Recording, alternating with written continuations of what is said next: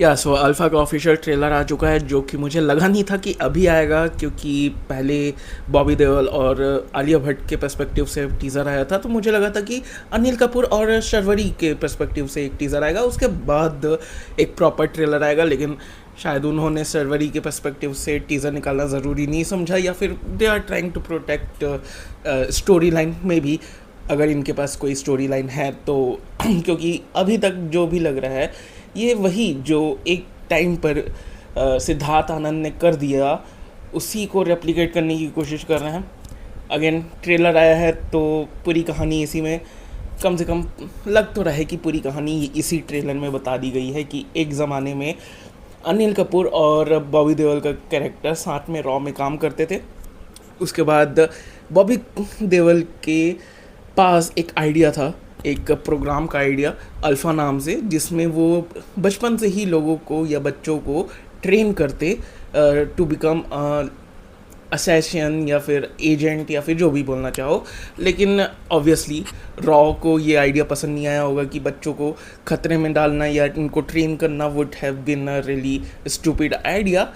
और उसके बाद बॉबी देओल ये दिखाने के लिए कि मेरा आइडिया कितना सही है, वो रॉ से अलग हो गया होगा और अपना ही अलग से अल्फ़ा का प्रोग्राम चला रहा होगा, और फंडिंग वंडिंग कहाँ से आ रही होगी वो सब क्वेश्चनेबल होगा। और अब जा कर के फाइनली शर्वरी, जो कि हो सकता है कि आलिया भट्ट की कैरेक्टर की बहन वगैरह हो, बचपन में जो भी छड़ गई हो, और यहाँ बस वो वापस ब्लैक विडो टाइप का सीन क्रिएट करने की कोशिश कर रहे हैं, जहाँ बस छोटी बहन अपनी बड़ी बहन से बात करने आई हैं कि आखिर चल क्या रहा है वगैरह वगैरह। या फिर ये दोनों जुड़वा भी हो सकते हैं, क्योंकि हम देख रहे हैं आलिया भट्ट का कैरेक्टर बचपन से ही, मतलब कितना कुछ महीनों की बच्ची दिखाई गई है, और उसी समय से बॉबी देओल का कैरेक्टर उस बच्ची को पाल पोस कर बड़ा कर रहा है, उसको ट्रेन कर रहा है।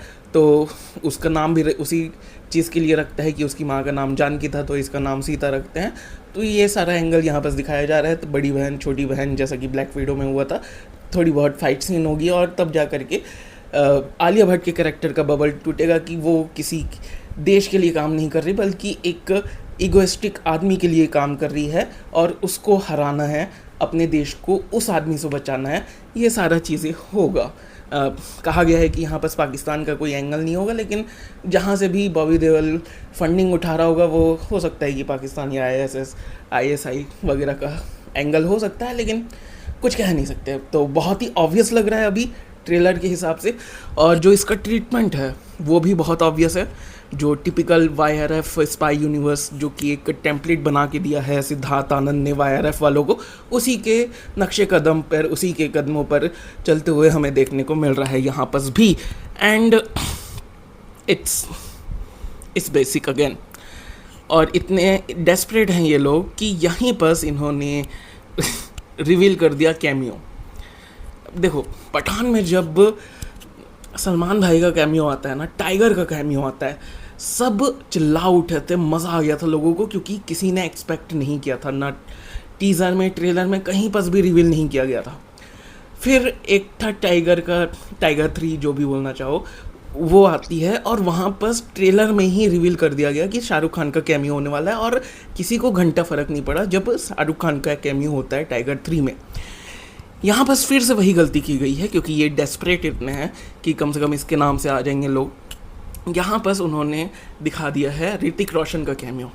अगेन वो एक बुद्धिस्ट टेम्पल में क्या कर रहा है, क्या हो रहा है, इनको बचाने आए हैं, गाइड करने आए हैं, जो भी जैसा भी। टीज़र में एक सीन भी था जहाँ पर आलिया भट्ट उसी बुद्धिस्ट टेम्पल के अंदर लड़ाई कर रही है, और वो पीछे सेम हुडेड आदमी बस शांति से बैठा हुआ है, तो वो वाला एंगल भी होगा। या सारे पत्ते यहीं खोल दिए इन लोगों ने, कुछ नहीं है इनके पास अब दिखाने को, कम से कम थिएटर में। पता नहीं इन लोग कहाँ लेकर जा रहे हैं YRF यूनिवर्स, स्पाई यूनिवर्स को।